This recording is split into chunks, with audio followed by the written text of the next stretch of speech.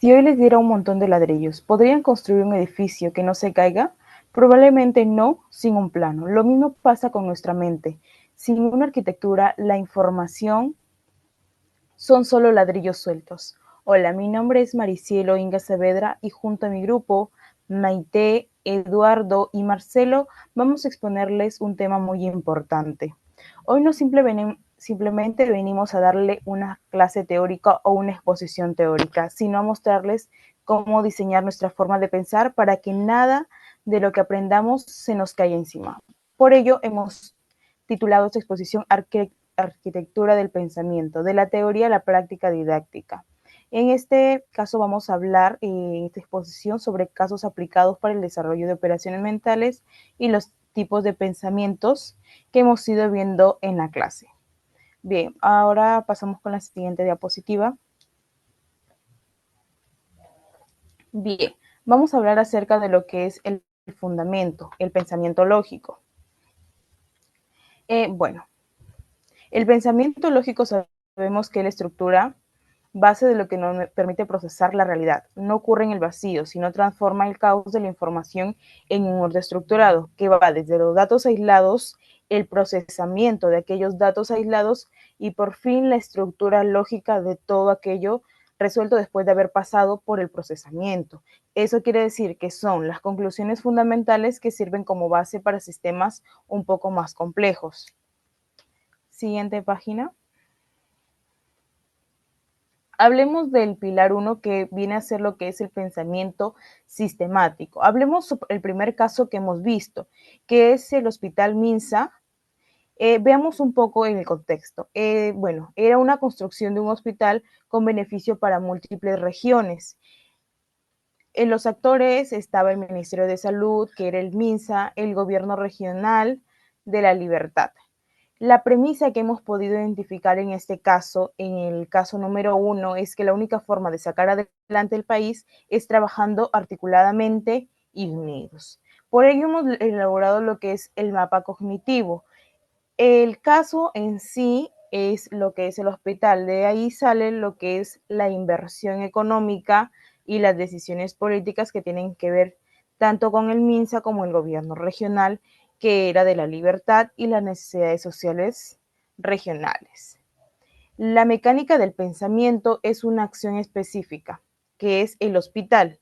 No es un hecho aislado, sino parte del ecosistema mayor. El resultado depende de la interacción entre múltiples elementos, como se los dije anteriormente, que son 3.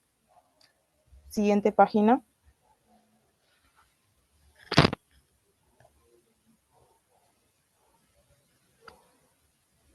Bien, entonces la conclusión del caso número 1 que hemos dado, el todo interconectado. El caso 1 evidencia cómo entrenar a la mente para ver más allá del evento inmediato y no enfocarnos simplemente en un factor. Bien, ahora mis compañeros les van a explicar lo que es el siguiente caso, o sea, el pilar número 2. Esta ha sido mi participación en la exposición. Bueno, mi persona les va a explicar el pilar 2, que es el pensamiento creativo, usando el caso de la bebida guacaya.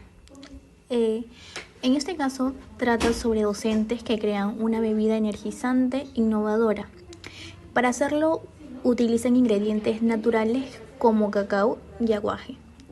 Bueno, el objetivo de esta bebida es aportar algo nuevo al mercado, pero también que sea saludable para las personas.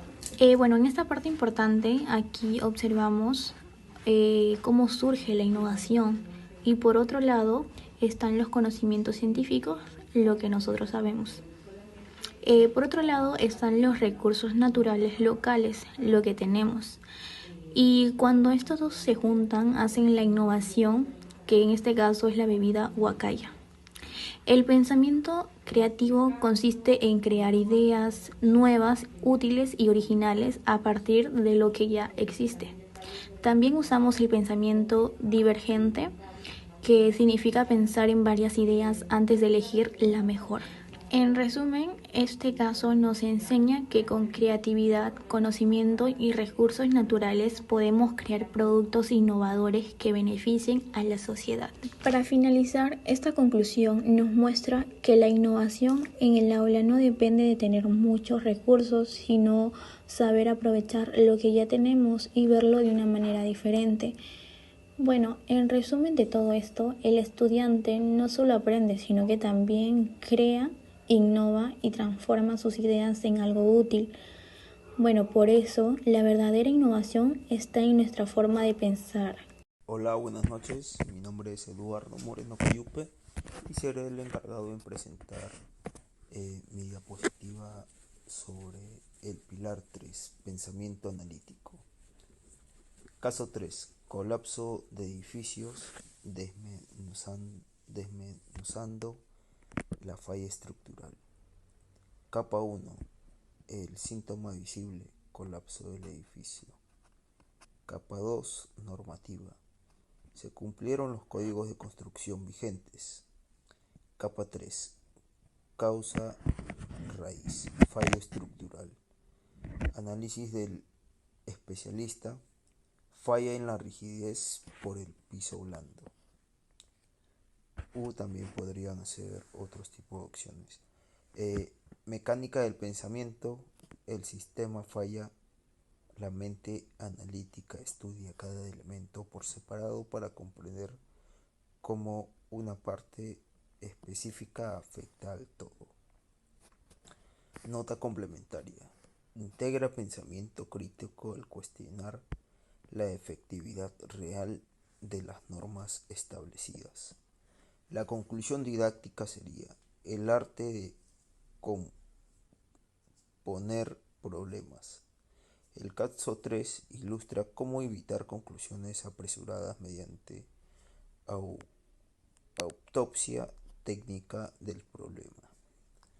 El desarrollo en el estudiante favorece la capacidad de examinar problemas complejos paso a paso mediante procedimientos.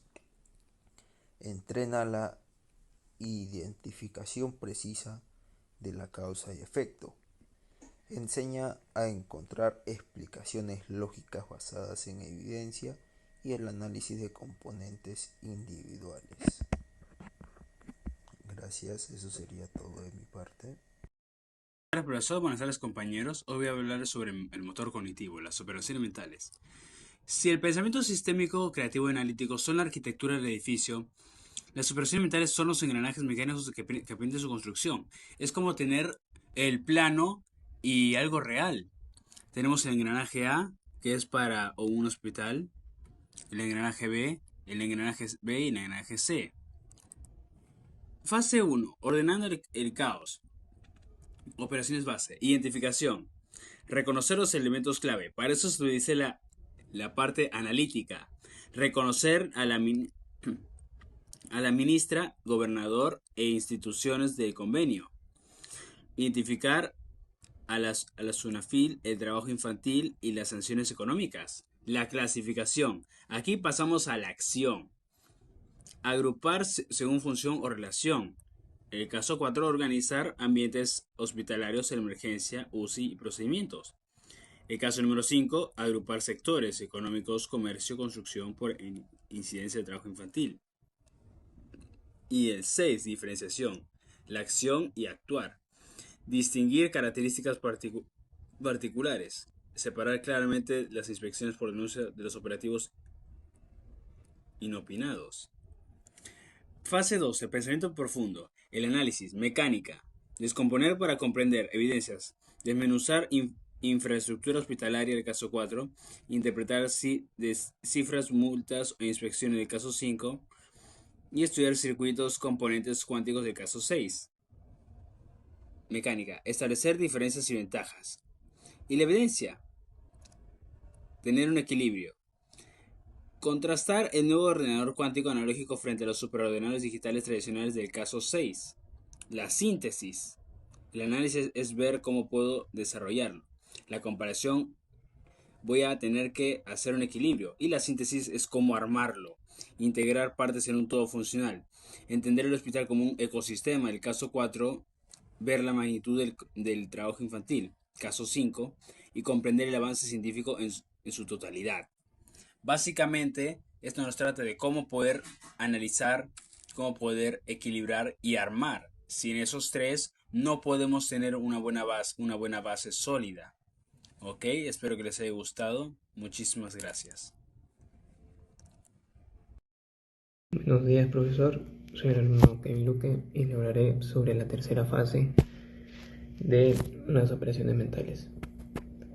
Estos incluyen los dos últimos complementos, que es la inferencia lógica y la proyección de relaciones virtuales. En la inferencia lógica, podemos deducir verdades subyacentes a partir de la información presentada. O sea, es algo como sacar conclusiones en base a los hechos, a los datos que uno ya tiene recopilado, tal y como se muestran los ejemplos, como en el caso 4, que es el del hospital. Podemos deducir que será un hospital de alta complejidad basado en el número de salas que tiene. Y el número 5, que nos habla sobre el SUNAFIL. Es como deducir que el trabajo infantil requiere control constante debido a la magnitud de los datos. Es decir, estar evaluando la información que se obtiene de los alumnos. Ahora veremos el caso número 6, que nos habla sobre computación informática. Podemos decir que la tecnología cuántica resolverá problemas antes imposibles. Es decir, que al ser una tecnología más compleja, al mismo tiempo va a ser más precisa y nos va a poder dar mejores resultados. Y ahora hablaremos sobre la proyección de relaciones virtuales. Ahí tenemos una pequeña definición, que es anticipar escenarios y aplicaciones futuras aún no ocurridas. Es decir, que la proyección de relaciones virtuales se manifiesta al conectar datos y procesos para predecir comportamientos físicos. Así como vemos en el caso número 6, que es sobre computación e informática. Proyectar cómo los dispositivos cuánticos analógicos se aplicarán en la ciencia para resolver problemas que aún no han sido abordados por la humanidad. Y esto nos quiere decir que la ciencia nos dará soluciones que la humanidad aún desconoce de algunos problemas. Y aquí tenemos la matriz del desarrollo estudiantil de las operaciones mentales. El proceso lo dividiremos en operaciones, requisito cognitivo y resultado didáctico. En las operaciones tenemos la recepción, el procesamiento y la proyección. Como recepción aprendimos a identificar, diferenciar y clasificar. Como procesamiento aprendemos a analizar, comparar, sintetizar. Y como proyección, la inferencia lógica y la proyección virtual. Y en base a esa orden nos basamos para las operaciones. Bueno, el requisito cognitivo. Tenemos ordenar el ruido del entorno, entender mecanismos y reconstruir, leer entre líneas y ver el futuro. Y los resultados didácticos, que es en base a los ejemplos, es que el estudiante no se abruma con la información, sabe qué es y dónde pertenece. El estudiante comprende cómo funcionan los sistemas complejos y puede articularlos con sus propias palabras. El estudiante deja de ser un receptor pasivo y se convierte en un agente que anticipa soluciones e impactos sociales y científicos. Bueno, como para finalizar, voy a hablar sobre el cómo formar las mentes del mañana, que significa preparar mejor a los estudiantes para el futuro. No se trata de solo enseñar información, sino de enseñar a pensar de forma creativa, analítica y organizada. Para lograrlo, usamos casos reales como hospitales e ingeniería y ayudarnos a desarrollar habilidades paso a paso desde lo más básico hasta lo más avanzado. Así formamos personas capaces de resolver problemas y transformar su realidad. Muchas gracias.